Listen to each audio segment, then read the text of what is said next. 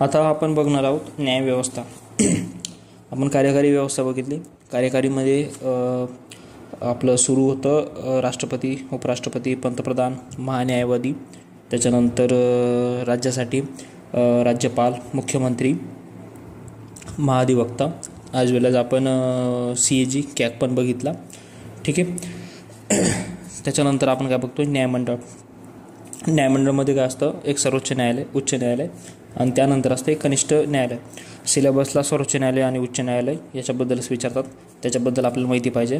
काही असे पॉईंट्स आहे जे की इतिहासातसुद्धा विचारले जातात, इतिहासाच्या टॉपिकमध्ये सुद्धा विचारले जातात. आता हे जे सेशन होणार आहे ते ऑलमोस्ट 3 रेकॉर्डिंगमध्ये होऊ शकतं. सर्वोच्च न्यायालय थोडंसं मोठा आणि लेंदी टॉपिक आहे, त्याच्यामुळं याच्यामध्ये 3 रेकॉर्डिंग होऊ शकते. तर सर्वोच्च न्यायालय, आता याचं इनिशियल जर म्हटलं तर सर्वोच्च न्यायालय 28 जानेवारी 1950 रोजी अस्तित्वात आलं.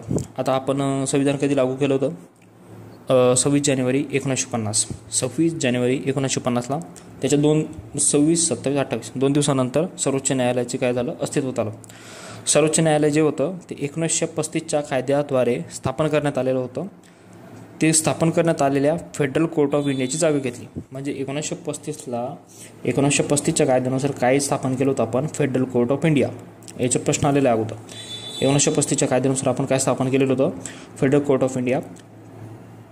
त्या कायद्याच्या त्याची जागा कोणी घेतली, सर्वोच्च न्यायालय. आणि ती कधी घेतली, 28 जानेवारी 1950. तत्पूर्वी एक इतिहास जर बघितला, 1773मध्ये भारतात सर्वात पहिले सर्वोच्च न्यायालय कलकत्ताला आलं होतं. ठीक आहे. सर्वोच्च न्यायालय कुठं स्थापन केलं होतं, कलकत्ताला. त्याच्यानंतर उच्च न्यायालयाची स्थापना केली होती. उच्च न्यायालयाची स्थापना केली होती 1861च्या कायद्यानुसार. तर 1861च्या कायद्यानुसार ते एकाच वर्षात 3 उच्च न्यायालय स्थापन केले होते. तर पहिलं कोलकाता, त्याच्यानंतर मुंबई, त्याच्यानंतर मद्रास, असे 3 उच्च न्यायालय स्थापन केले होते. त्याच्यानंतर 4थं उच्च न्यायालय जर म्हटलं तर अलाहाबाद उच्च न्यायालय पण त्याचं नाव असतं. ठीक आहे. त्याच्यानंतर न्यायव्यवस्था म्हणजे सर्वोच्च न्यायालय, त्याचा भाग 5मध्ये प्रकरण 4मध्ये दिलेलं आहे. भाग 5 प्रकरण 6मध्ये प्रकरण 4मध्ये सर्वोच्च न्यायालयाच्या तरतूद दिल्या आहे. कलम 124 ते कलम 147. आता कॅगची कलम बघितली आपण, कलम 148 ते 151. आणि कॅग हा सिमिलर रिलेटेड टू दी सर्वोच्च न्यायालयाचा जो न्यायाधीश असतो तसा. मग त्याच्या अगोदर काय करायचं, लक्षात घ्यायचं की सर्वोच्च न्यायालय म्हणजे 124 to 147, 124, 427, 124, 427 असं लक्षात ठेवायचं. 124, 427 सर्वोच्च न्यायालय. आणि 148 ते 151 पर्यंत काय असतं, कॅग असतो. कॅग म्हणजे जो भारताचा महालेखा परीक्षक असतो का, तो त्याचं असतं त्याच्यामध्ये. म्हणजे 124, 427 म्हणजे 147 पर्यंत. ठीक आहे. त्याच्यानंतर सर्वोच्च न्यायालयाचे संघटन, कलम 124(1) मध्ये काय दिलं आहे, भारताचं एक सर्वोच्च न्यायालय असेल, त्या ठिकाणी एक सरन्यायाधीश असेल आणि अन्य न्यायाधीश असतील. अन्य न्यायाधीशांची संख्या ठरवण्याचा अधिकार कोणाला आहे, संसदेला आहे, तो राष्ट्रपतीला नाही. ठीक आहे. सर्वोच्च न्यायालयाचे जे न्यायाधीश आहे तो कोण ठरवतं, संसद ठरवतं. ठीक आहे. आणि उच्च न्यायालयाचे जे न्यायाधीश आहे त्यांची जी संख्या आहे ती कोण ठरवतं, राष्ट्रपती. ठीक आहे. एवढा डिफरन्स लक्षात घ्यायचा. सर्वोच्च न्यायालय असेल 124 कलम 1 नुसार सर्वोच्च न्यायालय असेल, एक सरन्यायाधीश असेल व अन्य न्यायाधीश असतील. अन्य न्यायाधीशांची संख्या ठरवण्याचा अधिकार संसदेला असेल. ऑक्टोबर 2019 पर्यंत जवळजवळ सर्वोच्च न्यायालयामध्ये 34 न्यायाधीश आहेत. ठीक आहे. 34 न्यायाधीश, त्याच्यापैकी एक सरन्यायाधीश आणि 33 अन्य न्यायाधीश. ठीक आहे. याच्यामध्ये असं दिलेलं आहे. त्याच्यानंतर मूळ घटनेमध्ये न्यायाधीशांची संख्या किती होती, 8च होती. सुरुवातीला किती होती, 8 होती. एक सरन्यायाधीश आणि 7 अन्य न्यायाधीश. ती कालांतरानं वेळोवेळी वाढत गेली. 2019 तिला किती केली, 33 केली. ठीक आहे. त्याच्यानंतर न्यायाधीशांची नेमणूक, कलम 124(2) नुसार सर्वोच्च न्यायालयातील प्रत्येक न्यायाधीशाची नेमणूक राष्ट्रपती सैनिशी करेल. म्हणजे न्यायाधीशांची नेमणूक कोण करतो, सर्वोच्च न्यायालयाच्या सर्व न्यायाधीश, सरन्यायाधीश प्लस अन्य न्यायाधीश राष्ट्रपती करतो. उच्च न्यायालयाच्या न्यायाधीशांची पण नेमणूक राष्ट्रपतीच करतो. राष्ट्रपतीमार्फत सरन्यायाधीशाची नेमणूक त्यांना आवश्यक वाटतील एवढ्या सर्वोच्च न्यायालयाच्या व उच्च न्यायालयाच्या न्यायाधीशांचा विचार करून घेतली जाते. आता सरन्यायाधीशाची नेमणूक करतेवेळी, ठीक आहे, सरन्यायाधीशाची जेव्हा नेमणूक करणार तेव्हा सर्वोच्च न्यायालयाचे जे बी अन्य न्यायाधीश आहे किंवा उच्च न्यायालयाचे जे बी न्यायाधीश आहे त्यांचा विचार घेतला जातो. आता सरन्यायाधीश आहे तर मग कोणाचा विचार घेतला जाईल? सर्वोच्च न्यायालय जे बी न्यायाधीश आहे प्लस उच्च न्यायालय जे बी न्यायाधीश आहे त्यांचा विचार, आणि ते बी कोणाला? सर्व राष्ट्रपतीला जेवढे वाटेल तेवढे, ठीक आहे, आवश्यक वाटतील तेवढे. म्हणजे हे झालं सरन्यायाधीशाबद्दल, न्यायाधीशांची नेमणूकपैकी सरन्यायाधीशाची. आता अन्य न्यायाधीशांची नेमणूक कशी करणार? तर तिथं राष्ट्रपती सरन्यायाधीशाचा काय घेतो? विचार घेतो. त्याच्यानंतर सर्वोच्च न्यायालयाचे व उच्च न्यायालयाचे अन्य न्यायाधीश त्यांची बी घेतला जातो. म्हणजे अन्य न्यायाधीशापैकी समजा एखादा न्यायाधीश आहे त्याची जर नेमणूक करायची तर सरन्यायाधीश येईलच, आणि अन्य न्यायाधीश पण येतील, आणि ते बी उच्च न्यायालयातले आणि सर्वोच्च न्यायालयातले. त्याच्यानंतर सरन्यायाधीश वगळता अन्य सर्व न्यायाधीशांची नेमणूक करताना सरन्यायाधीशाचा विचार घेणे राष्ट्रपतीवर काय आहे? बंधनकारक आहे. हे बंधनकारक टाकलेलं आहे, कारण राष्ट्रपती मग त्याच्या मर्जीनं टाकून देईन, मग ते राजकीय परिस्थिती निर्माण होईल. त्याच्यामुळं त्याच्यामध्ये काय टाकलेलं? बंधनकारक टाकलं आहे. आता विचार घेणे याच्याबद्दल काय झालं? आता विवाद झाला होता 1982मध्ये, 1993मध्ये, 1998मध्ये, असे वेगवेगळे विवाद झाले होते. विचार घेणे नेमकं काय? म्हणजे विचार घेणं म्हणजे त्यांनी जो रेकमेंड केला आहे तो करणं, का विचार घेणं की बाबा हा करायचा तो करायचा, म्हणजे हे त्याच्यावर केसेस चालल्या. That is not mandatory for the syllabus, ठीक आहे. त्याच्यानंतर सरन्यायाधीशाची नेमणूक. आता आपण मागे बघितलं की त्यांची नेमणूक कोण करतो? राष्ट्रपती करतो. सरन्यायाधीशाची नेमणूक कशी होते? सरन्यायाधीश कोण बनतो? कोणाला बनवलं जातं? आता सरन्यायाधीश कोण असतो? सर्वोच्च न्यायालयात जो बी ज्येष्ठ न्यायाधीश असतो त्याला सरन्यायाधीश म्हणून त्याला काय केलं जातं? त्याची नेमणूक केली जाते, म्हणजे असा संकेत पाळला जातो, ठीक आहे. पण एकदा असं झालं, एक अशी केस होती 1973ची, जेव्हा 3 ज्येष्ठ नागरिकांना डावलून ए एन रे यांना काय केलं होतं? सरन्यायाधीश केलं होतं, ठीक आहे.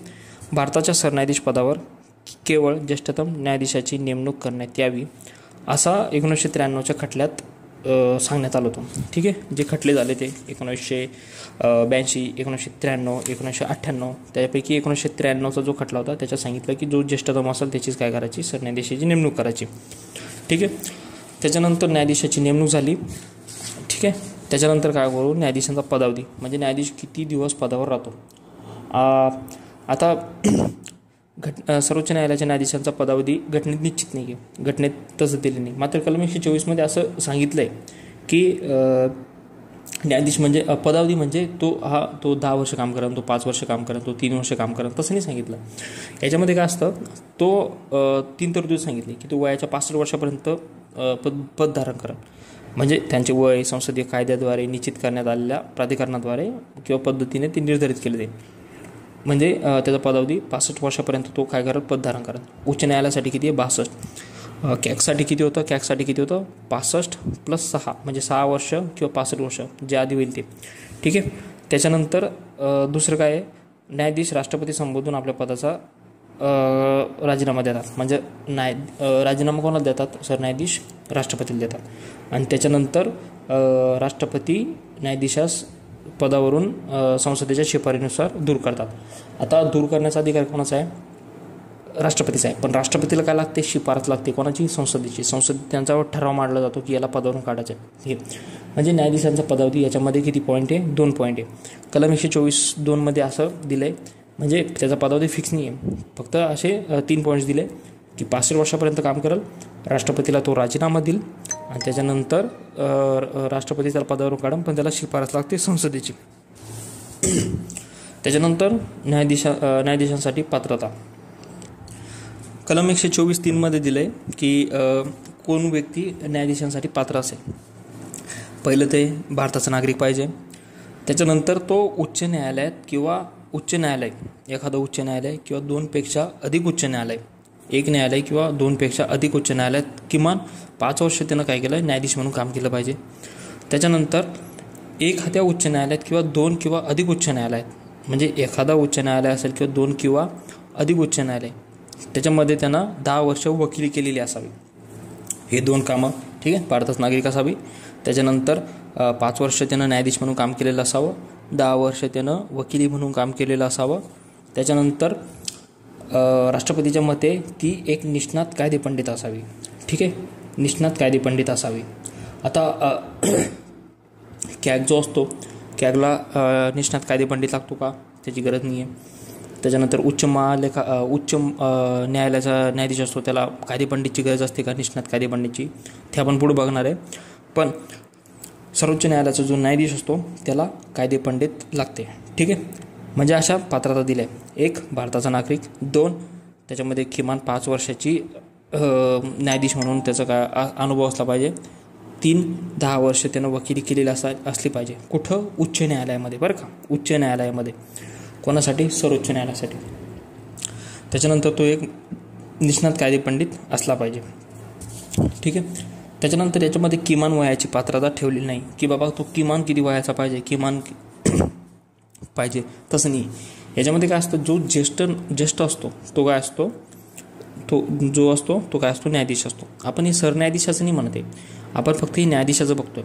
आता सरन्यायाधीश कधी बनतो? यांच्यापैकी जो ज्येष्ठ असेल तो सरन्यायाधीश. आणि हे जे बाकीचे सामान्य न्यायाधीश असतात ते कसे असतात? भारतात नागरिक, 5 वर्ष न्यायाधीश म्हणून काम उच्च न्यायालयामध्ये, 1 किंवा 2 किंवा त्याच्यापेक्षा अधिक न्यायालयात. त्याच्यानंतर 10 वर्षे वकिली, 1 किंवा 2 किंवा त्याच्यापेक्षा जास्त, आणि निष्णात कायदेपंडित. ही झाली पात्रता. त्याच्यानंतर न्यायाधीशांना पदावरून दूर करणे. आता पदावरून दूर कसं केलं जातं? कलम 124(4) काय दिलं आहे? सर्वोच्च न्यायालयाच्या न्यायाधीशास राष्ट्रपती आदेशाद्वारे दूर केलं जातं. आपलं मान्य आहे की राष्ट्रपती दूर करतो, पण राष्ट्रपतीला संसदेची काय लागते? शिफारस लागते, त्याचं समावेदन लागतं, त्याचा ॲड्रेस लागतो, त्याचं पत्र लागतं, असं काहीतरी म्हणू शकतो. म्हणजे संसदेकडून त्याला जर आदेश भेटला तर राष्ट्रपती त्याला काढून टाकतं, पण संसदेशिवाय काहीच नाही. मग आता काय असतं? संसदेत समावेदन जे असतो, जो ॲड्रेस प्रत्येक सभागृहाच्या विशेष बहुमताने, त्या सभागृहाच्या एकूण सदस्य संख्येच्या बहुमताने व हजर व मतदान करणाऱ्या सदस्य संख्येच्या 2/3 म्हणजे 2/3 बहुमताने संमत होणे गरजेचे असते. संसदेत ज्या अधिवेशनात समावेदन पारित झाले त्याच अधिवेशनात ते राष्ट्रपतींना सादर करणे आवश्यक असते. आता आपण कॅगमध्ये बघितलं की कॅगला पदावरून दूर करण्याची पद्धत कशी आहे की त्याला विशेष बहुमताने दोन्ही सभागृहामध्ये संमत होणं गरजेचं असतं. सेम त्याला असंच आहे, विशेष बहुमतानं दोन्ही सभागृहामध्ये, म्हणजे त्या सभागृहाच्या एकूण सदस्य संख्येच्या बहुमताने त्याला प्रत्येक सभागृहाच्या, ठीक आहे, विशेष बहुमताने त्याला 2/3 काय झालं? संमत पाहिजे. संसदेत ज्या अधिवेशनात समावेदन पारित झालं त्या अधिवेशनात राष्ट्रपतींना ते सादर करणं आवश्यक असतं. त्याच्यानंतर न्यायाधीशास शाबित झालेली गैरवर्तणूक किंवा अकार्यक्षमता या आधारावरून पदावरून दूर करता येते. म्हणजे पदावरून दूर करण्याचं कारण काय सांगितलं आहे? गैरवर्तन, अकार्यक्षमता याच्यावर, ठीक आहे. त्याच्यानंतर कलम 124(5) काय दिलं आहे? सर्वोच्च न्यायालयाच्या न्यायाधीशास पदावरून दूर करण्याच्या पद्धतीचे नियमन करण्याचा अधिकार संसदेला कायद्याद्वारे देण्यात आला आहे. म्हणजे आता जे नियमन आहे, आता आपण म्हणतो की महान्यायवादीला राष्ट्रपती काढू शकतो, तो अधिकार दिलेला आहे, तो अधिकार घटनेमध्ये दिलेला आहे. तसं सर्वोच्च न्यायालयाला पदावरून जर काढणं आहे त्याच्यासाठी कायदा केला होता, न्यायाधीश चौकशी कायदा 1968, आणि तो अधिकार कोणाला दिला? संसदेला दिला, ठीक आहे. त्याच्यानुसार ते काय करतात? पदावरून काढतात. आता पदावरून दूर करण्याचा जो प्रस्ताव असतो, तो प्रस्ताव तर मांडावा लागतो. तो प्रस्ताव मांडण्यासाठी लोकसभेच्या बाबतीत किमान 100 सदस्यांची, राज्यसभेच्या बाबतीत 50 सदस्यांची सही करून तो अध्यक्ष किंवा सभापती सादर करणे गरजेचे असते, ठीक आहे. तो किंवा सभापतीनं सादर करणे गरजेचे असते. आता किंवा दिलं याच्यामध्ये, म्हणजे आता जो प्रस्ताव आपण लोकसभेत मांडणार किंवा राज्यसभेत मांडणार, तर लोकसभेसाठी लिमिट दिली आहे की किमान 100 सदस्यांनी, कारण लोकसभेची संख्या जास्त असते, किमान 100 सदस्यांनी, आणि राज्यसभेमध्ये 50 सदस्यांनी काय पाहिजे? सभापतींना ते सादर करणं गरजेचं असतं, सही करून, ठीक आहे. आता 100 आणि 50 सदस्य, आता इथं कन्फ्यूज होऊ शकतो. आता आपण बघितलं की आपण राष्ट्रपतीची आणि उपराष्ट्रपतीची जी निवडणूक होत असते, त्या निवडणुकीसाठी जोपरी व्यक्ती उभा आहे त्या व्यक्तीला उभं राहण्यासाठी किमान सदस्यांचं अनुमोदन लागतं. ठीक आहे. ते अनुमोदन किती लोकांचं अनुमोदन लागतं, तर राष्ट्रपतीसाठी 50 लोकांचं, उपराष्ट्रपतीसाठी 20 लोकांचं. ती जी संख्या आहे ती तर कन्फ्यूज होऊ नये. सर्वोच्च न्यायालयामध्ये किती लागतं, सर्वोच्च न्यायालयाचा न्यायाधीशाला पदावरून काढण्यासाठी ठराव मांडावा लागतो. त्या ठराव मांडण्यासाठी लोकसभेच्या सदस्यांनी किमान 100 सदस्यांनी सहीनिशी अध्यक्षाला करायचा सादर, नाही तर राज्यसभेच्या किमान 50 सदस्यांनी सभापतींना तो ठराव, तो जो प्रस्ताव असतो का तो सादर करायचा असतो.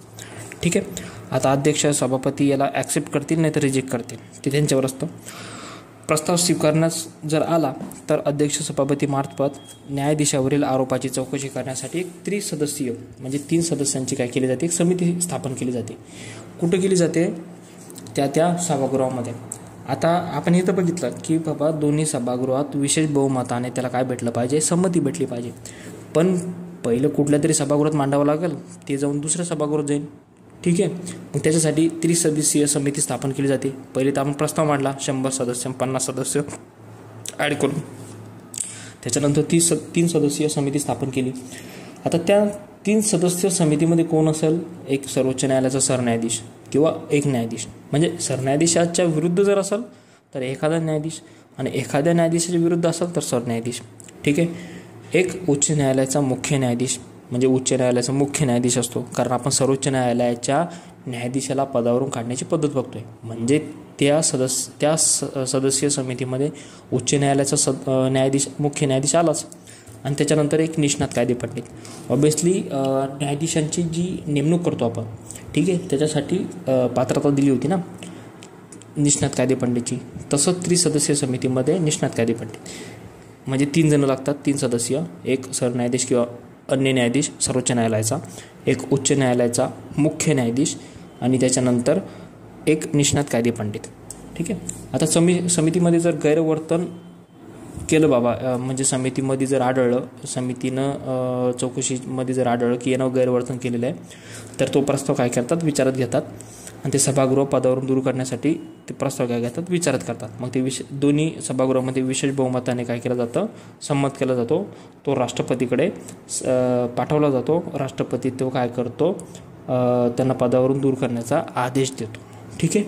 म्हणजे ह्या प्रस्तावानुसार म्हणजे अशी प्रोसेस ऐकल ती डायरेक्ट असं नाही की बाबा तो यू आर फायर्ड, तसं नाही चालत. याच्यासाठी प्रोसेस आहे, पद्धत आहे. आणि हीच पद्धत काय असते ना, बाकीचे जे बी IAS अधिकारी आहे, वित्त आयोगाचे अध्यक्ष आहे, राज्य निवडणूक आयोगाचे अध्यक्ष आहे, यांनाच हीच पद्धत वापरल्या जाते पदावरून काढण्यासाठी.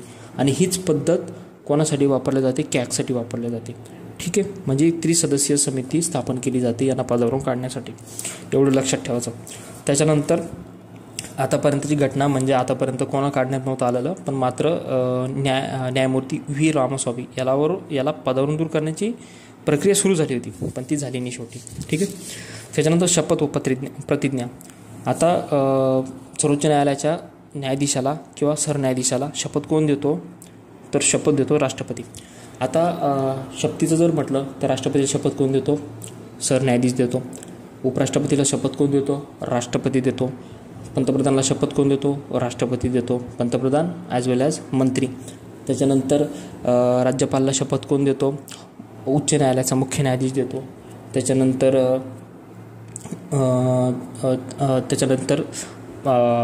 मुख्यमंत्र्याला शपथ कोण देतो, तो देतो राज्यपाल देतो. अन्य मंत्र्यांनाही तोच देतो. महाधिवक्ताला शपथ महाधिवक्ता, महान्यायवादी यांना शपथीचा नमुना दिला आहे का, नाही, कारण ते राष्ट्रपतीच्या आणि राज्यपालाच्या मर्जीने काय करतात, पद धारण करतात. म्हणजे आज समजू शकतो की त्यांच्या पद्धतीने ते शपथ घेतात. ठीक आहे. उच्च न्यायालयाच्या न्यायाधीशांना शपथ कोण देतो ते आपण पुढच्या चॅप्टरमध्ये बघणार. ठीक आहे. आता काय बघितलं आपण, सर्वोच्च न्यायालयाच्या न्यायाधीशांना शपथ कोण देतो, राष्ट्रपती देतो. ठीक आहे. त्याच्यानंतर पगार व भत्ते. कलम 125. आतापर्यंत काय बघत होतो, कलम 124, 1 to 4, 4 to 7.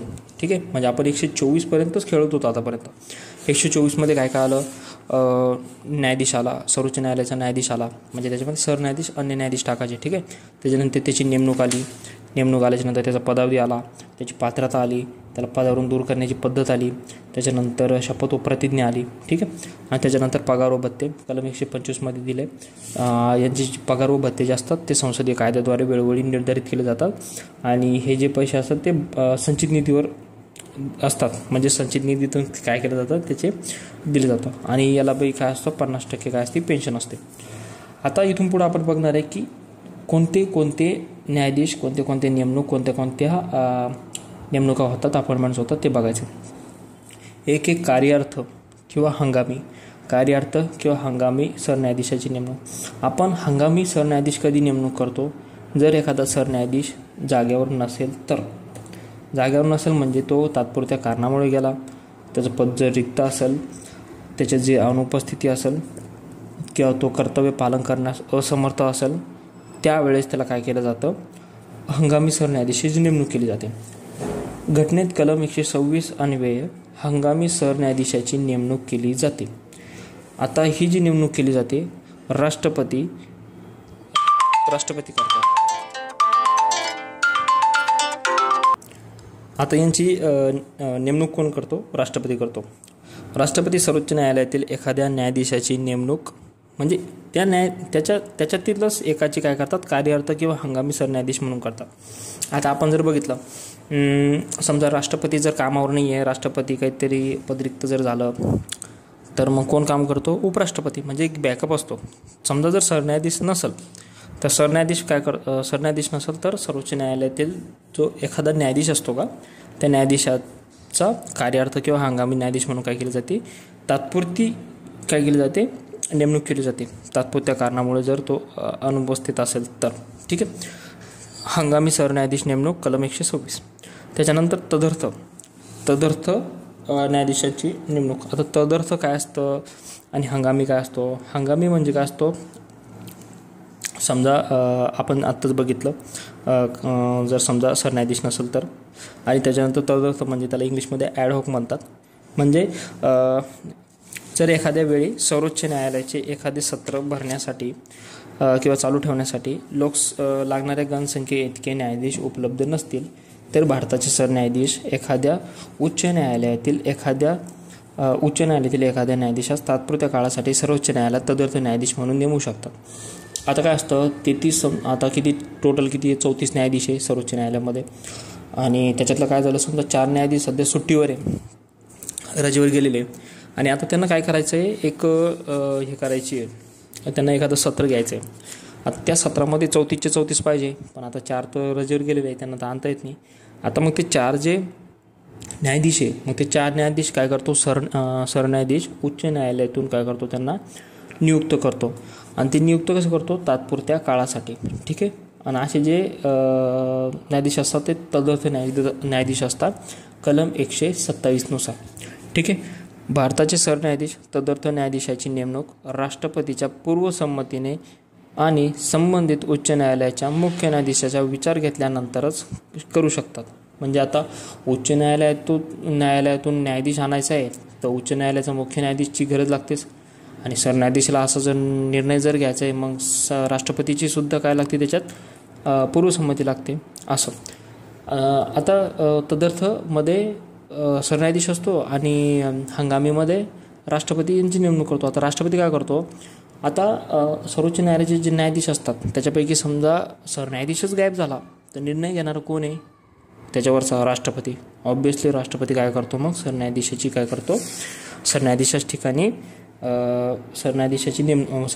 ठिकाणी एखाद्या न्यायाधीशाची हंगामी सरन्यायाधीश म्हणून नेमणूक करतो. त्याच्यातच दिलेले सरन्यायाधीशाची नेमणूक राष्ट्रपती. आणि तदर्थ सरन्यायाधीश नाही आहे, तदर्थ न्यायाधीश आहे. त्याच्यामुळं मग तिथं सरन्यायाधीशाचा काय असतो, रोल असतो तिथं. त्याच्यानंतर हे झालं की सरन्यायाधीश विचार घेतो पूर्वसंमतीनं. त्याच्यानंतर असा न्यायाधीश सर्वोच्च न्यायालयाचा न्यायाधीश म्हणून नेमणूक होण्यास पात्रता धारण करणारा असावा.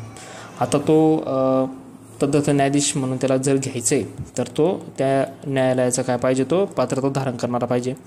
त्याच्यानंतर तो जो न्यायाधीश असतो त्याचे कर्तव्य असते की त्याने आपल्या पदाच्या अन्य कर्तव्यापेक्षा अग्रक्रमाने सर्वोच्च न्यायालयाच्या बैठकींना उपस्थित राहणे.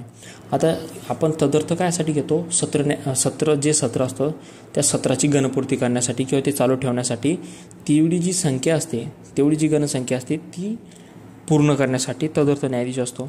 ठीक आहे. तर मग तो काय असतो, सर्वोच्च न्यायालयाच्या बैठकींना काय करावं लागतो, उपस्थित राहावं लागतो. तदर्थ न्यायाधीश म्हणून कार्य करेपर्यंत त्याला सर्वोच्च न्यायालयाच्या न्यायाधीशाप्रमाणे सर्व अधिकार क्षेत्र व अधिकार प्राप्त होतात. ठीक आहे. हे झालं तदर्थ न्यायाधीश. आता कलम 128 126 काय असतो, हंगामी सरन्यायाधीशाची नेमणूक. कलम 127 तदर्थ न्यायाधीशांची नेमणूक. कलम 128 निवृत्त न्यायाधीशांची नेमणूक. आता निवृत्त न्यायाधीश का आणणार आहे बाबा, आपण सगळे न्यायाधीश तर आहे, निवृत्त न्यायाधीश का आणणार, निवृत्त न्यायाधीश कोण आणणार, हे कलम 128 काय दिलं आहे, सर्वोच्च न्यायालयाच्या बैठकीमध्ये निवृत्त न्यायाधीशांची तरतूद दिलेली आहे. त्याच्यामध्ये काय असतं, कोणत्याही वेळी भारताचे सरन्यायाधीश. आता निवृत्त न्यायाधीशांची उपस्थिती म्हटल्यावर सरन्यायाधीश असतो, कारण सरन्यायाधीश आहे तिथं म्हणून सरन्यायाधीश घेऊ शकतो. आणि हंगामीमध्ये काय होतं, सरन्यायाधीश नाही आहेच, मग कोण असणार आहे, राष्ट्रपती. असं लॉजिक लावायचं. म्हणजे कोणत्याही वेळी भारताचे सरन्यायाधीश सर्वोच्च न्यायालयाच्या बरं का, सर्वोच्च न्यायालयाच्या निवृत्त न्यायाधीशास किंवा उच्च न्यायालयाच्या एखाद्या निवृत्त न्यायाधीशास, म्हणजे सर्वोच्च किंवा उच्च न्यायालयाचा निवृत्त म्हणजे जो बी रिटायर्ड न्यायाधीश आहे का, त्याला काय करतात, विनंती करतात. म्हणजे कोण, सरन्यायाधीश. ठीक आहे. कायसाठी करतात, सर्वोच्च न्यायालयात तात्पुरते न्यायाधीश म्हणून कार्य करण्यासाठी विनंती करू शकतात. ठीक आहे. असं करण्यापूर्वी राष्ट्रपतीची पूर्वसंमती असतेच आणि त्या व्यक्तीची पूर्वसंमती घ्यावी लागते. ठीक आहे. कोणाला, सरन्यायाधीशाला. आता सरन्यायाधीशाला पूर्वसंमती राष्ट्रपतीची घ्यावीच लागते अशी नेमणूक जर करायची म्हटल्यावर, एवढं लक्षात घ्यायचं. ठीक आहे. कलम 128 असं दिलं. त्याच्यानंतर त्याच्यातच काय दिलं आहे, आता अशा व्यक्ती सर्वोच्च न्यायालयाच्या न्यायाधीशाचे सर्व अधिकार क्षेत्र विशेष अधिकार प्राप्त होतात. ठीक आहे. आणि एरवी ती व्यक्ती सर्वोच्च न्यायालयाचे न्यायाधीश असल्याचे मानले जाणार नाही. आता ती रिटायर्ड आहे, त्याच्यामुळं काय असते, तिला काय केलं जातं, सर्वोच्च न्यायालयाचे न्यायाधीश म्हणून काही तिला मान्यता केलं जात नाही. ठीक आहे. आता सर्वोच्च न्यायालयाच्या बैठकीमध्ये निवृत्त न्यायाधीशांची काय केली जाते, ही केली जाते, त्याची नियुक्ती केली जाते. ठीक आहे. त्याच्यामध्ये एवढंच आहे, निवृत्त न्यायाधीशांची उपस्थिती म्हणजे कायसाठी, बैठकांसाठी, नेमणूक नाही आहे. निवृत्त न्यायाधीशांची उपस्थिती कलम 128 म्हणजे प्रेझेन्स, त्यांचं काय असणार आहे, अटेंडन्स असणार आहे. ठीक आहे. त्याच्यानंतर सर्वोच्च न्यायालय हे अभिलेख न्यायालय असणे, म्हणजे supreme court to be a court of record. ते काय करतं, रेकॉर्ड करतं. कलम 129 अन्वये सर्वोच्च न्यायालय हे अभिलेख न्यायालय असेल, म्हणजे कोर्ट ऑफ रेकॉर्ड, आणि त्यास आपल्या अवमानाबद्दल शिक्षा करण्याच्या अधिकारासह न्यायालयाचे सर्व अधिकार असतात. म्हणजे याच्यामध्ये काय असणार, ज्याचे जर अवमान जर झाला तर तो काय करू शकतो, शिक्षा करण्याचा त्याला काय दिलेला आहे, आदेश दिलेला आहे. हे जे न्यायालय असतं म्हणजे कलम 129 म्हणजे supreme court to be the court of record म्हणजे अभिलेख न्यायालय. आता याच्या बाबतीत पुढं माहिती दिली आहे. पुढं माहिती काय दिली त्याच्यामध्ये, एक आहे सर्वोच्च न्यायालयाचे कार्यस्थान आणि सर्वोच्च न्यायालयाची कार्यपद्धती. आता सर्वोच्च न्यायालयाचं कार्यस्थान कुठं असणार, कलम 130 काय दिलं आहे, सर्वोच्च न्यायालयाचे कार्यस्थान हे कुठं असणार, दिल्लीत असणार. कार्यस्थान कुठं असणार, दिल्लीत असणार. घटनेने भारताच्या सरन्यायाधीशांना राष्ट्रपतीच्या मान्यतेने इतर ठिकाण किंवा ठिकाणे सर्वोच्च न्यायालयाचे कार्यस्थान म्हणून नेमण्याचा अधिकार दिला आहे. आता कार्यस्थान नेमण्याचा अधिकार कोणाकडे आहे, सरन्यायाधीशाला, पण त्याला कोणाची मान्यता असते, राष्ट्रपतीची मान्यता असते. ठीक आहे. अर्थात इतर ठिकाण नेमण्याचा अधिकार केवळ ऐच्छिक आहे, अनिवार्य नाही. कोणतेही न्यायालय सरन्यायाधीशांना किंवा राष्ट्रपतींना दुसरे एखादे ठिकाण सर्वोच्च न्यायालयाचे कार्यस्थान म्हणून नेमण्याचा आदेश देऊ शकत नाही. म्हणजे इतर ठिकाण नेमण्याचा अधिकार केवळ ऐच्छिक आणि अनिवार्य नाही, ऐच्छिक आहे, अनिवार्य नाही. म्हणून त्याचं काय म्हणणं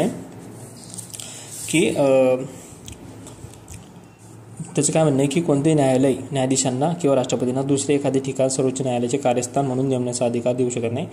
ठीक आहे. कलम 130 सर्वोच्च न्यायालयाचे कार्यस्थान दिल्लीत. त्याच्यानंतर सर्वोच्च न्यायालयाची कार्यपद्धती. आता कार्यपद्धती याच्यामध्ये काय असणार आहे, 4 पॉईंट्स आहे. 4 पॉईंट्स म्हणजे काय त्याच्यामध्ये काय दिलं आहे, म्हणजे नियमन करण्यासाठी नियमन तयार केलेले आहे सर्वोच्च न्यायालयाच्या राष्ट्रपती संमतीने. एक आहे म्हणजे त्याच्यामध्ये दिलं आहे पहिलं, सर्व घटनात्मक खटले आणि कलम 143 अंतर्गत राष्ट्रपतींनी संदर्भित केलेल्या बाबींवर निकाल किमान 5 न्यायाधीशांच्या पीठामार्फत दिला जातो. म्हणजे जेवढी घटनात्मक खटले म्हणजे कार्यपद्धती जेवढी घटनात्मक खटले येणार आहे किंवा जेवढी केसेस येणार आहे ते त्याच्यामध्ये किती पाहिजे, किमान 5 जण पाहिजे, किमान 5 न्यायाधीश पाहिजे. घटनात्मक खटले आणि कलम 143 अंतर्गत जे बी बाबी असेल त्या कलम 143 अंतर्गत घटनात्मक खटले याच्यासाठी 5 जण पाहिजे, 5 न्यायाधीशांची बेंच पाहिजे. ठीक आहे. त्याच्यानंतर इतर सर्व खटल्यांच्या निकालात किमान 3 न्यायाधीशांचा पीठामार्फत दिला जातो. आता आपण जर बघितलं नोटबंदीबद्दल एक पीठासीन आपण म्हणतो ना, आपण वाचत असतो किंवा एक पीठासीन अधिकारी असतात. किती पीठासीन अधिकारी असतात? 5 जण असतात, काही ठिकाणी 3 असतात. महिलांची एक पीठासीन अधिकारी निर्माण केली होती 3 जणांची. ठीक आहे. म्हणजे असे पीठासीन अधिकारी असतात म्हणजे ज्या ठिकाणी घटनात्मक खटला असेल. आता आपण बघितलं की नोटबंदी होता, EWS रिझर्वेशन होतं. ठीक आहे. हे जे निर्णय होते किंवा कलम 370 जे होतं त्याच्याबद्दल जे निर्णय जे दिले त्याच्यापैकी 3 पैकी 2 म्हणजे 5 पैकी 3 जणांनी हो दिलं, 2 जणांनी नाही म्हटलं. तसे 5 जण घटनात्मक खटले आणि 143 अंतर्गत येतात. 3 न्यायाधीशांची पीठ सर्व इतर खटले याच्या व्यतिरिक्त जी इतर खटले असतात तिथं 3 जण. तिसरा पॉईंट असा आहे, खटल्यांचे निकाल खुल्या न्यायालयात जाहीर केले जातील. म्हणजे खुल्या न्यायालयात ओपन कोर्टमध्ये केले जातात. सर्व निकाल न्यायाधीशांच्या बहुमताने दिले जातात. मात्र एखाद्या न्यायाधीशात भिन्न मत असेल ते प्रदर्शित करू शकतो. आता ऑब्व्हियसली की 3 ऑड नंबर का ठेवतात, कारण मतं सगळी सारखी नाही झाली पाहिजे. ठीक आहे. म्हणजे असं याच्यामध्ये किती झाले 4 पॉईंट. ही झाली सर्वोच्च न्यायालयाची कार्यपद्धती. आता आपण दुसऱ्या सेशनमध्ये बाकीचे पुढचे पॉईंट्स बघणार. कलम आपण किती 130 पर्यंत बघितलं. ठीक आहे. आता सर्वोच्च न्यायालयाचा भाग 2 मध्ये आपण बघतोय सर्वोच्च न्यायालयाचे स्वातंत्र्य. आता सर्वोच्च न्यायालय हे काय एक फेडरल न्यायालय आहे. अपिलाचे सर्वोच्च न्यायालय नागरिकांच्या मूलभूत हक्कांचे संरक्षक आहे. तसेच घटनेचा संरक्षणकर्ता म्हणून ते काय करतं, काम करतं. म्हणजे सर्वोच्च न्यायालय काय असतं, एक फेडरल न्यायालय आहे आपलं. अपिलाचे सर्वोच्च न्यायालय आहे. नागरिकांचे जे मूलभूत हक्क आहे ते म्हणजे कलम 32 नुसार त्याचं संरक्षक आहे व त्या घटनेचा संरक्षणकर्ता म्हणून कार्य करते. त्यामुळे आपली कर्तव्य प्रभावीपणे पार पडता यावीत यासाठी सर्वोच्च न्यायालयाला कार्यात्मक स्वातंत्र्य प्रदान करण्यात आलेले आहे. म्हणजे आपण जे बघतो का संघराज्य व्यवस्था त्याच्यामध्ये होतं की जी न्यायव्यवस्था आहे आपली एक न्यायव्यवस्था आहे ती दुहेरी न्यायव्यवस्था काय आपण म्हणतो एकेरी न्यायव्यवस्था त्या टाईपमध्ये. ठीक आहे. आता याच्यासाठी काय असतं, दबावमुक्त हस्तक्षेपापासून ती काय पाहिजे, दूर पाहिजे. त्याच्यासाठी याला काय दिलेलं आहे, न्यायालयाचे स्वातंत्र्य अबाधित राहावे म्हणून घटनेत विविध काय केलेलं तरतुदी केल्या. एक ही नेमणुकीची पद्धत म्हणजे सर्वोच्च न्यायालयाच्या न्यायाधीशांची नेमणूक राष्ट्रपतीमार्फत केली जाते. ठीक आहे. राष्ट्रपती मंत्रिमंडळाच्या सल्ल्याने कार्य करतात. मात्र घटनेमध्ये अशा नेमणुका करताना राष्ट्रपतीवर सर्वोच्च उच्च न्यायालयातील त्यांना आवश्यक वाटतील एवढ्या न्यायाधीशांचा विचार घेणे बंधनकारक टाकण्यात आले. अशा रीतीने न्यायाधीशांच्या नेमणुकावरील सरकारचा पूर्ण अधिकार कमी करण्यात आला असून त्यातील राजकीय हस्तक्षेप नष्ट करण्यात आले आहे. कलम 124 काय 2 मध्ये दिलं होतं. ठीक आहे. आता हे आपण थोडं डिटेलमध्ये बघू. आता नेमणुकीची पद्धत आपल्याला माहिती आहे. आता सर्वोच्च न्यायालयाचे न्यायाधीश म्हणजे सरन्यायाधीश पकडून सरन्यायाधीशसुद्धा एक न्यायाधीशाचे त्यांची जी नेमणूक करतो राष्ट्रपती. आपल्याला माहिती आहे राष्ट्रपती हा पंतप्रधानाच्या सल्ल्यानुसार वागतो. मग पंतप्रधान काय करू शकतो की बाबा त्याच्या एखाद्या ओळखीतला सरन्यायाधीश जर बनवला तर मग ज्युडिशियल सिस्टम कोलॅप्स होऊ शकतो. त्याच्यामुळं राष्ट्रपतीवर काय केलेलं आहे, बंधन टाकलेलं आहे की बाबा जेव्हा तू न्यायाधीशांची नेमणूक करल त्यावेळेस तुला विचार घ्यावा लागतो अन्य न्यायाधीशांचा. ठीक आहे. त्याच्यामध्ये काय सांगितलं आहे, कलम 124(2) मध्ये काय सांगितलं आहे की त्याला आवश्यक वाटतील एवढ्या सर्वोच्च न्यायालयाच्या किंवा उच्च न्यायालयाच्या न्यायाधीशांचा विचार घेऊन त्याला काय करावं लागतं, न्यायाधीशांची नेमणूक करावी लागते. ठीक आहे. आणि जर अन्य न्यायाधीशांची जर नेमणूक करायची आहे त्या ठिकाणी सरन्यायाधीश असणारच आहे, सरन्यायाधीश असतोच. ठीक आहे. म्हणजे भारताचे म्हणजे राष्ट्रपतीमार्फत अन्य न्यायाधीशांची नेमणूक भारताचे सरन्यायाधीश तसेच त्यांना आवश्यक वाटतील एवढ्या सर्वोच्च न्यायालयाच्या व उच्च न्यायालयाच्या न्यायाधीशांचा विचार घेऊन केली जाते. कोणाच्या मार्फत? राष्ट्रपतीमार्फत. कोण करतं? भारताचे सरन्यायाधीश. ठीक आहे. पण आता आपण जे बघितलं की हंगामी सरन्यायाधीशाची नेमणूक कोण करतो? राष्ट्रपती. आता सरन्यायाधीशच नाही तर मग त्या ठिकाणी कोण असणार आहे? राष्ट्रपती. आपलं राष्ट्रपती. त्याच्यानंतर तदर्थ न्यायाधीशाची नेमणूक कलम 127 नुसार कोण करतो? सरन्यायाधीश. पण ती राष्ट्रपतीची पूर्वसंमती. त्याच्यानंतर राष्ट्रपतीची काय लागते? ते पूर्वसंमती.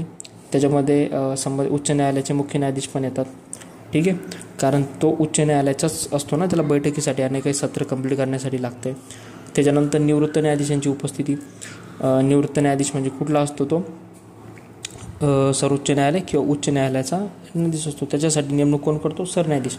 तसं हे जे स्वातंत्र्य आहे नेमणुकीची पद्धत, ठीक आहे, याच्यामध्ये राष्ट्रपती त्याची नेमणूक करतात, बरोबर. पण त्यांच्यावर सरकारचा पूर्ण अधिकार कमी केला. दुसरे, पदावधीची सुरक्षा. पदावधीची सुरक्षा अशी की त्याला 65 वर्षापर्यंत दिलेलं आहे. असं नाही की बाबा तो राष्ट्रपतीच्या मर्जीने धारण करून त्याच्यानंतर सोडून दे, तसं नाही आहे. ठीक आहे. म्हणजे त्याला पदावधीची सुरक्षा आहे. निश्चित सेवा शर्ती म्हणजे त्याला विशेष भत्ते, विशेष अधिकार म्हणजे विशेष संसदीय कायद्याद्वारे त्याला काय केलं जातं? वेळोवेळी निश्चित केले जातात. चौथा पॉईंट, खर्च संचित निधीवर आहे. तो बी जो खर्च आहे त्याचा पगार, भत्ते, पेन्शन वगैरे तो कशावर आहे? जो त्याचा प्रशासकीय खर्च आहे तो काय? संचित निधीवर आहे. ठीक आहे. संसदेतील चर्चेवर निर्बंध.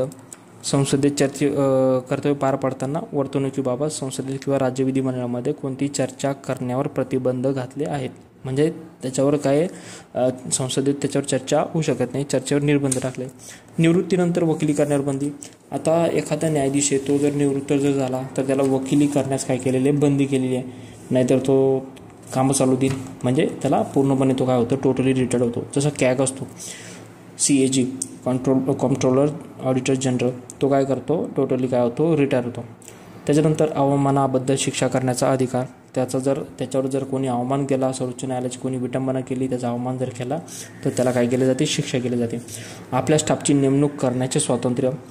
त्याचे जे स्टाफ असतात, आपल्या स्टाफची नेमणूक करण्याचे स्वातंत्र्य म्हणजे त्यांना त्यांचे स्वातंत्र्य असते. त्याच्यानंतर त्याचे अधिकार क्षेत्र घटवता येत नाही. त्यांचे जे अधिकार क्षेत्र आहे ते काय आहे? ते घटवता येत नाही. त्याच्यानंतर 10वा पॉईंट आहे, कार्यकारी मंडळापासून विभक्त. म्हणजे कार्यकारी बॉडी जी असते, मंत्रिमंडळ, पंतप्रधान, राष्ट्रपती वगैरे यांच्यापासून ते काय असतात? वेगळे असतात. त्याच्यामुळं सर्वोच्च न्यायालयाला काय स्वातंत्र्य आहे? ती अबाधित आहे. सर्वोच्च न्यायालय सर्वोच्चपणे आणि संसद सार्वभौमपणे. आपण जे बघितलं होतं ना केशवानंद भारती खटला 1973 त्याच्यानुसार. ठीक आहे. हे झालं सर्वोच्च न्यायालयाचे स्वातंत्र्य. त्याच्यानंतर सर्वोच्च न्यायालयाचे अधिकार क्षेत्र आणि अधिकार की बाबा सर्वोच्च न्यायालयाचे अधिकार क्षेत्र म्हणजे त्याचे खटले चालवण्याच्या व त्यावर निकाल देण्याच्या अधिकाराची व्याप्ती की बाबा त्याची किती व्याप्ती आहे. ठीक आहे. आता सर्वोच्च न्यायालय हे खूप व्यापक आहे, त्याचे अधिकार क्षेत्र खूप व्यापक आहे. ते अमेरिकन सर्वोच्च न्यायालयाप्रमाणे एक फेडरल कोर्ट म्हणूनही कार्य करते. तसेच ब्रिटिश हाऊस ऑफ लॉर्ड्स म्हणजे अपिलाचे अंतिम न्यायालय म्हणूनही काम करते. आपण बघितलं की बाबा आपलं जे न्यायालय आहे ते फेडरल न्यायालय आहे, अपिलाचे न्यायालय आहे, नागरिकाच्या मूलभूत हक्कांचे संरक्षक आहे, ते घटनेचं काय संरक्षण करताय, हक्कांचा हमीदार आहे असं. त्याच्यानंतर अशा व्यापक अधिकारांमुळेच आल्हादी कृष्णस्वामी मसुदा समितीचे सदस्य होते. ते काय म्हणतात? भारताच्या सर्वोच्च न्यायालयास जगातल्या कोणत्याही सर्वोच्च न्यायालयापेक्षा अधिक अधिकार प्राप्त आहे. आल्हादी कृष्णस्वामी हे मसुदा समितीचे काय होते? सदस्य होते. अध्यक्ष डॉक्टर बाबासाहेब आंबेडकर होते. त्यांचं काय म्हणणं आहे आल्हादी कृष्णस्वामीचं? भारताच्या सर्वोच्च न्यायालयास जगातल्या अन्य किंवा कोणत्याही सर्वोच्च न्यायालयापेक्षा सर्वात जास्त अधिकार प्राप्त आहे. आता आपण बघू की आपले सर्वोच्च न्यायालयाचे अधिकार क्षेत्र कोणते कोणते. असे टोटल किती अधिकार क्षेत्र? 7. पहिले प्रारंभिक अधिकार क्षेत्र म्हणजे ओरिजिनल. प्रादेशिक अधिकार क्षेत्र म्हणजे रीट काढण्याचा अधिकार. अपिलाचे पुनर्विचाराचे अधिकार क्षेत्र. सल्ला देण्याचे अधिकार क्षेत्र. अभिलेख न्यायालय म्हणून अधिकार क्षेत्र. न्यायिक पुनर्विलोकनाचा अधिकार आणि इतर अधिकार. त्याच्यातलं पहिलं प्रारंभिक अधिकार क्षेत्र. कलम 131 मध्ये काय दिलेलं आहे? प्रारंभिक म्हणजे ओरिजिनल ज्युरिडिक्शन. ठीक आहे. आता याच्यामध्ये काय असतं ना, याच्यामध्ये काय असतं?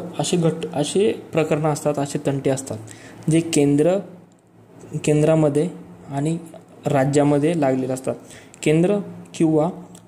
केंद्र वर्सेस म्हणजे सेंटर वर्सेस स्टेट, तो स्टेट एक किंवा अनेक स्टेट असेल. ठीक आहे.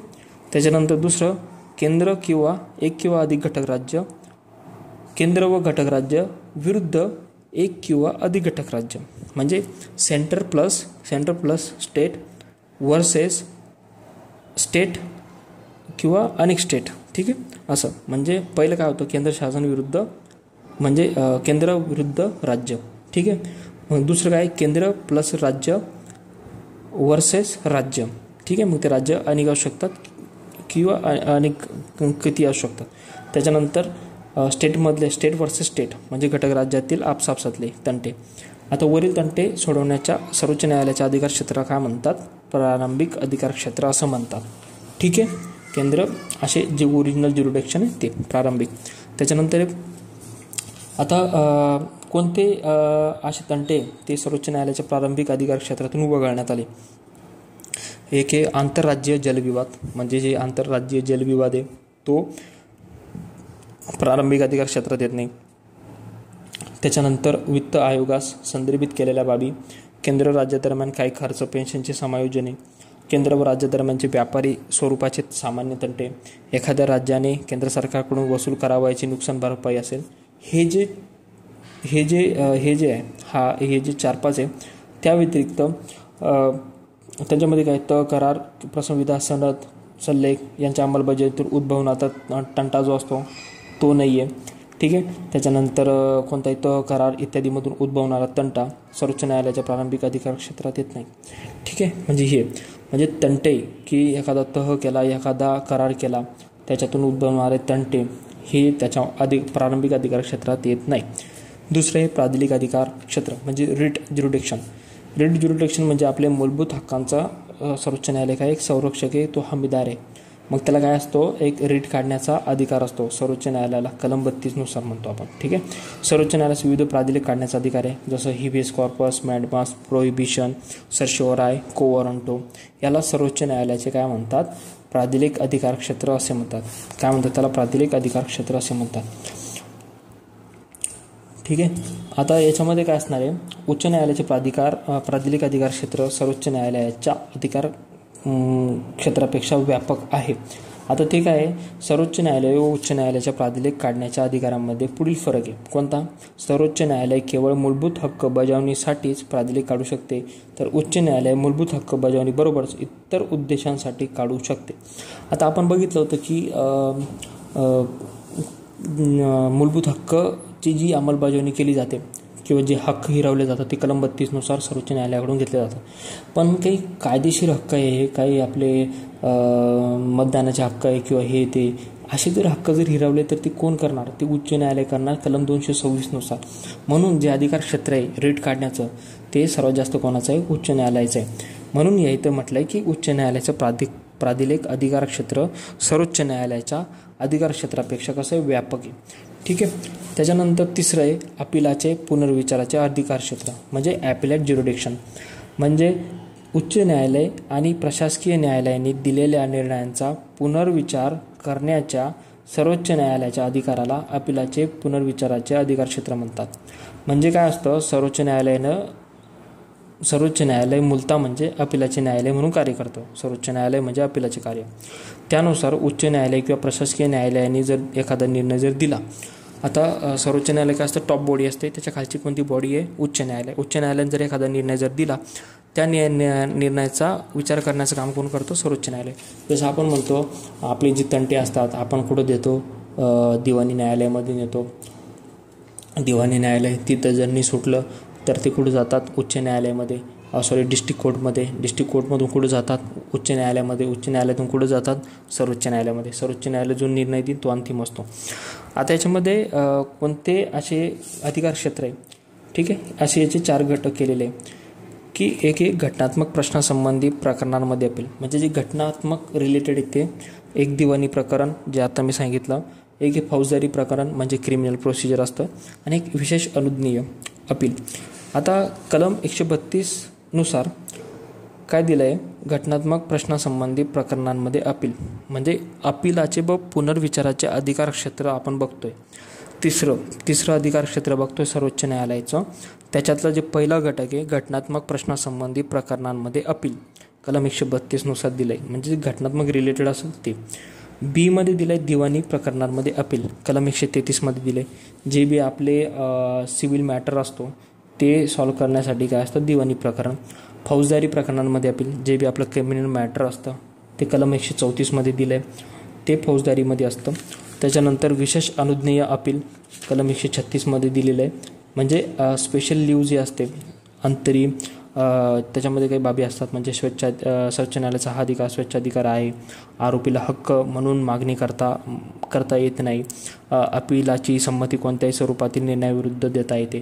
म्हणजे असे विशेष अनुज्ञ की सर्वोच्च न्यायालय स्वेच्छेने भारताच्या राज्यक्षेत्रातील कोणत्याही न्यायालयाने किंवा न्यायाधिकरणाने दिलेल्या कोणत्याही निर्णयाविरुद्ध अपील त्याच्याकडे करण्याची संमती देऊ शकते असं. ठीक आहे. आपण काय पाहिलं होतं सुरुवातीला काय पाहिलं होतं प्रारंभिक अधिकार क्षेत्र कलम 131. ठीक आहे. त्याच्यानंतर प्रादेशिक अधिकार क्षेत्र ते बी त्याच्यात येतं. तिसरं बघितलं होतं अपीलाचे पुनर्विचाराचे अधिकार क्षेत्र, त्याच्यामध्ये 4 घटक दिले. पहिलं एक घटनात्मक प्रश्नासंबंधी प्रकरणांमध्ये अपील कलम 132 नुसार, कलम 133 नुसार दिवाणी प्रकरणांमध्ये अपील, कलम 134 मध्ये फौजदारी प्रकरणांमध्ये अपील, कलम 136 मध्ये विशेष अनुज्ञेद्वारे अपील. ठीक आहे. त्याच्यानंतर चौथा अधिकार क्षेत्र आहे सल्ला देण्याचे अधिकार क्षेत्र, म्हणजे आपला ॲडवायझरी ज्युरिडिक्शन आहे, म्हणजे कलम 143 अन्वये दिलेले आहे. ठीक आहे. राष्ट्रपतींना सर्वोच्च न्यायालयाकडून पुढील 2 बाबतीत सल्ला मागण्याचा अधिकार आहे. ठीक आहे. 2 बाबतीत तो काय करू शकतो सल्ला मागू शकतो. आपलं कन्फ्युजन काय होतं कलम 123 आणि कलम 143 मध्ये. बरोबर. 123 मध्ये काय असतो राष्ट्रपतीला काय असतो स्पेशल अधिकार दिलेला आहे. बरोबर. आपण काय बघितलं होतं कलम 123 मध्ये त्याला काय दिलेलं आहे एक काय म्हणतो आपण त्याला